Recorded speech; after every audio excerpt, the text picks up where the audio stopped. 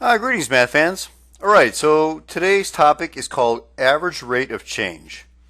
And basically, what we're going to do is we're going to investigate some different graphs and some tables and figure out an average rate of change. So let's actually just talk about what we abbreviate that as AROC.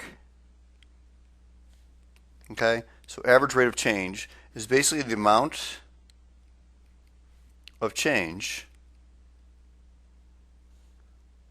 divided by the length of the interval. Okay, usually for average rate of change, not always, but a lot of times you're going to see it's going to be position over, so change, we'll say a little delta there, right? The little dot triangle. Change in position over change in time. Just like if I said miles per hour, right? That's change in position over time, or feet per second.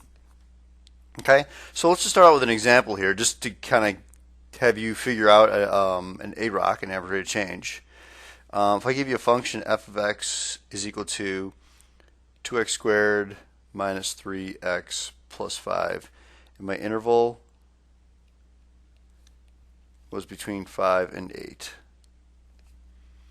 Okay, and it's pretty easy. So AROC is equal to change in position. So basically it's f of 8 minus f of 5 over 8 minus 5. So if I plug an 8 in there, 2 times 8 squared minus 3 times 8 plus 5, just be careful when you're plugging in, but you get 109. Plug a 5 in there, you get 40 divided by 3, so you get 69 divided by 3, which is equal to 23. That is our average rate of change. Okay, don't really have any units for this one, but we'll get to problems where we have units in a little bit. Okay, all right. Let me give you guys a nice little friendly graph. So this is given a time distance graph traveling to my favorite college, Purdue. Oh yeah. So here it is. And we'll kind of draw the graph like this. And we'll label a couple points here. Q1, Q2, Q3, and we'll call this P, which is Purdue. Okay, and this spot here, we'll say that's 180 miles. So this is the distance. The y-axis is the distance. Call that y. And the x-axis is the time. Okay, and this point right here will be 3 hours. So just to kind of match things up a little bit. Okay, now I want you guys to understand that I can kind of get an estimate of these are secant lines. Remember secant lines? So that's a secant line, that's a secant line, that's a secant line. Okay, they all go through point P and point Q1, Q2, or Q3. Okay, so again, these are all the blue. These are secant lines. Okay, and basically what we're doing is these are slopes, which is kind of what average rate of change is, right? Change in y over change in x. Okay, change in y over change in x. So let's kind of think about this a little bit. First of all, this graph shows it takes 3 hours to travel 180 miles. So 3 hours to travel 180 miles to get to Purdue. Okay? And do you guys agree that the average speed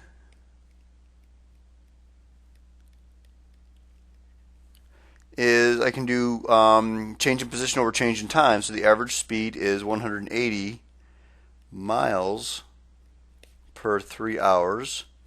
So it's 60 miles per hour. Okay. My question to you is how fast was I going at Purdue? How fast was I going at Purdue? Well, I don't know. Here's the deal. I know that I traveled 180 miles in 3 hours. That's all I know. Okay, that's all that graph shows me. It's a distance time graph. It just shows me how far I've gone in 3 hours. But truly, at Purdue, I might have stopped. There might be a traffic jam. I could be speeding. I don't know. I don't know what's going on. All right. So basically what you're doing is you're using the average rate of time and you're picking one of these points between those points and that point, and you're kind of getting an idea of what the speed was actually at Purdue. Now what happens, the farther you get away, the less accurate it is. So if I use Q1 and P, it's not a very good estimate of what's going on at Purdue. But as I move closer, I get closer. Instead of having an average rate of time, I get something where it's more of the average becomes an instant value. Okay, so in other words, I'm at Q3 right here, and I might get Q4 and Q5, Q6, Q7. As I get closer and closer and closer to P, drawing a secant line, do you guys recognize that a secant line eventually turns into a tangent line? So secant line eventually turns into a tangent line. Okay? And that's actually what we're going to be talking about the next day when we actually talk about instantaneous rate of change. Okay? But the closer, so let me write this down here. The closer the point to Purdue, the better the estimate of velocity at Purdue. Okay? So it's really important to understand that. As you get closer, the closer the values are to that point, the better your estimate is. Okay? All right, so I've got a couple of pre-printed things up here for you. So let's kind of keep going down a little bit more. This is from the book, the calculus book, Accelerating from a Standstill.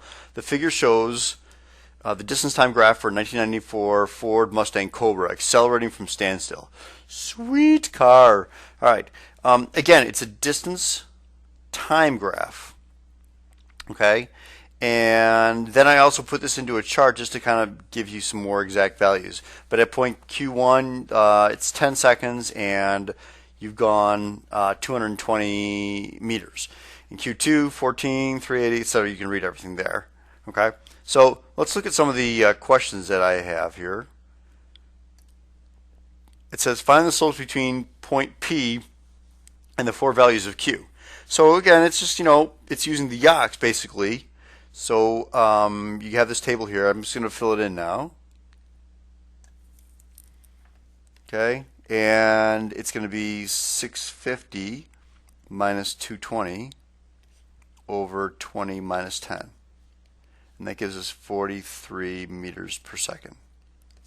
Okay, so again, let's go back to the chart here. That's between P and Q1. Well, that's not a very good estimate. I mean, P and Q1, that's really far away. Now, if I said what's the average time between P and Q1, that's what you'd use. But that's not a great estimate because it's pretty far away from the point P. The closer I get, the better the estimate is for instantaneous velocity. So let's figure out a couple more slopes here. PQ2 is 650 minus 380 over 20 minus 14. 2014. 45 meters per second. So PQ3, 650 minus 480 over 20 minus 17. That gives us 56.67 meters per second. And last one, which actually does give us the closest value, is Q4 and P. That's going to give us the best guess of the velocity at point P. Okay, so it's going to be 650 minus 550 over 20 minus 18. And that gives us 50 meters per second. Okay, so really, that's a good estimate, is Q4. Okay, so I come up to the top here, and this is the second question we're going to answer. It says, which slope gives the best estimate of the speed at point P, and what is the speed? Okay, well, the PQ4 gives the best estimate because that's the closest. PQ4 gives the best estimate. Okay, always look for the ones that are the closest. And what is the speed? Well, we figured out PQ4 was 50 meters per second. And the next question, number 2 here, it says, why can't you just plug in 650 divided by 20 to get the speed at point P? So let's take a look at that. Why can't you just do 650 right here divided by 20? Well, it's the same thing going to Purdue. I don't know what's going on right at point P. I know it took me 20 seconds to go 650 meters, but again, I could have stopped. I could be going to Taco Bell. I could be doing a lot of different things. It just means I went that far. So the closer I get to it, as long as I'm not there, the closer I get to it, the better estimate I have of what's going on at P. Okay, so why can't you plug in is we just know that the car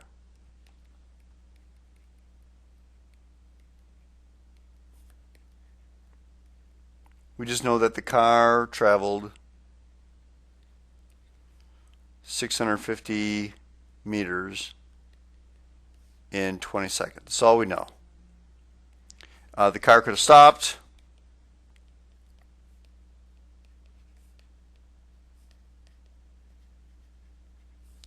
At P. But what's going on here is we need, as opposed to being there, we need to, just like we talked about limits back in the day, right? Limits about approach. That's exactly what we're going to be doing tomorrow. So we need to approach point P. And again, we're going to look at limits tomorrow. Okay, so very important. And the last thing, the third step here, it says what happens as the interval decreases, it gives a better estimate of the instantaneous. So gives a better estimate of the instantaneous velocity at point P. Okay? And the last thing here, it says if you wanted somebody to estimate the speed at point Q3, what points would you choose to find the slope? So let's go up to Q3 and let's take a look at this is Q3 right here.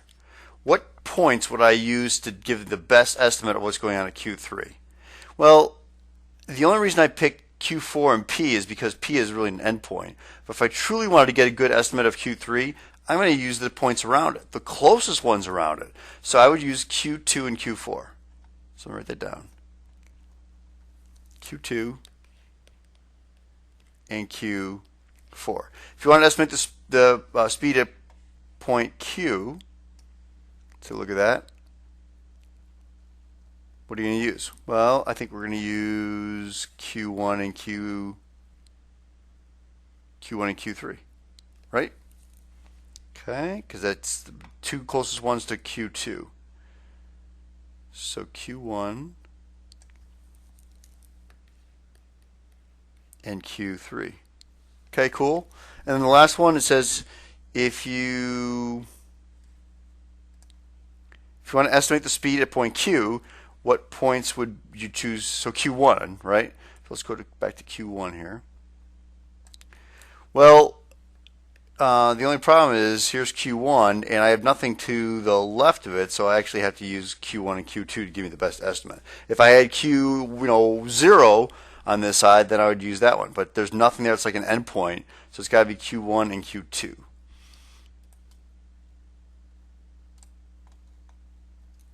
So Q1 and Q2. Okay. Not bad, not bad. So that's with a table or a graph, and let's just take a look at a table. A table is actually pretty easy. This is given a time distance table of values of a yachts running around the Kona track. Okay, so again, it gives a time and it gives a distance traveled in feet. So it says find average rate of change between 5 and 10 seconds. So it's basically saying f of 10 minus f of 5 over 10 minus 5. Okay, so f of 10 is 220, just seeing the chart there, or the distance traveled. So 220 minus f of 5, which is 100, over 5. So we get 80 over 5, which is 24 feet per second. Please don't forget your units. You will lose a point if you forget your units, math fans. Boo! Okay. So 24 feet per second, average rate of change. Let's look at the next one. Find average rate of change, a rock between 20 and 25. Again, it's really easy. 25 is 700 minus 450 over 25 minus 20.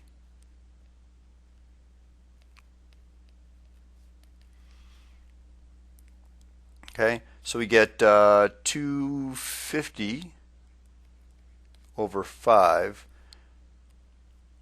which gives us 50 feet per second. Okay, that's a rock of between 20 and 25. So now it says estimate the speed of the yachts at 5 seconds. Well, we're still using average rate of change, guys, but now you have to look at it and you say, well, you can't, remember I told you can't just say 100 divided by 5 and get 20, because that's, I don't know what's going on there. I need to actually find the average rate of change. I need to find my secant, the slopes of the secant line as close as possible to 5. And so I'm going to use 10 and 5. Okay, so basically I'm going to use f of 10 minus f of 5 over 10 minus 5.